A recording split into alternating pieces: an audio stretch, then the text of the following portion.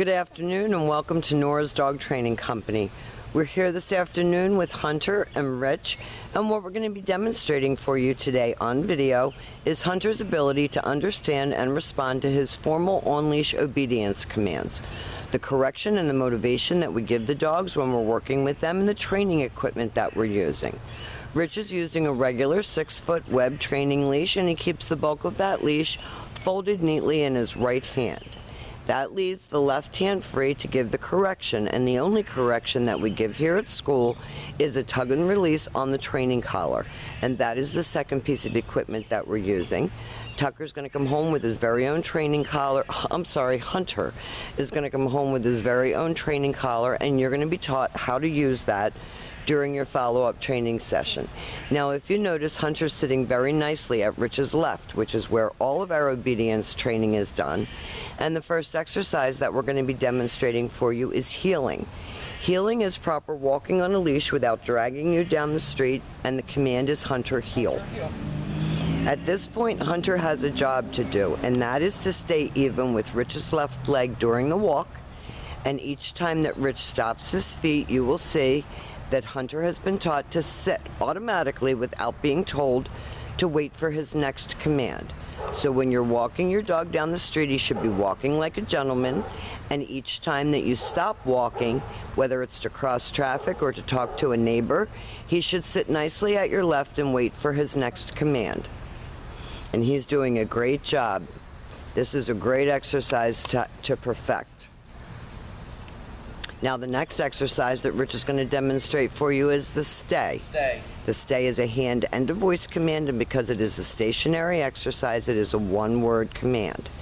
The long sit stay when practicing at home is for 1 minute, working up to 3 minutes, and do practice indoors as well as outdoors. When Rich returns back to Hunter, he will walk all the way around him, ending up back where they started at heel position, and he gets praised for a good job. We don't use food for the most part as a motivator here at school. We use praise. We want Hunter to be used to working with you for the joy of pleasing you and doing a good job, and not because he's being bribed with food. Very nice heeling. His shoulders remain even with Rich's left leg. Stay. Nice automatic sit, the stay command. And remember, you're going to lengthen out your time by about 10 seconds a day and your distance. This time, instead of returning all the way back to him, Rich is going to call him, and this is the recall or the come on command. Command is Hunter, come. You lighten your tone of voice, but don't get too excited. And you should come in and sit right in front of you facing your knees, and this is to eliminate jumping on you. So he knows that to get praised, he has to come and sit. And that's very important. Nice automatic sit. And we really pound home this heeling, because if your dog can't heel, he really doesn't do anything else well. So this is basic obedience one-on-one with the heeling. Nice stay.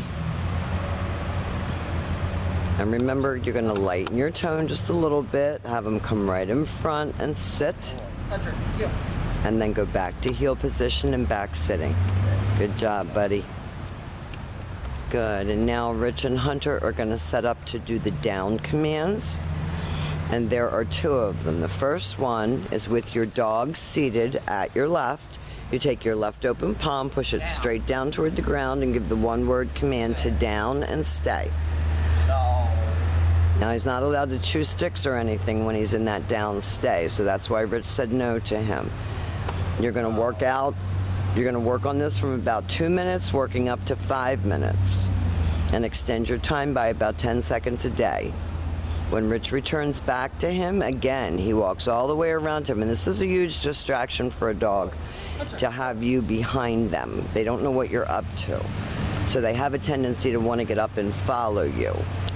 So we use that as an additional distraction. And Rich is going to demonstrate that command again. So have him seated first, left open palm straight down toward the ground, and the one-word command to down and stay. This time, instead of returning all the way back to him, Rich can call him out of this exercise. Hunter, come. You hear him talking to him, coaxing him to come all the way in and sit, and then go back to heel and back sitting. Good boy. Hunter, go.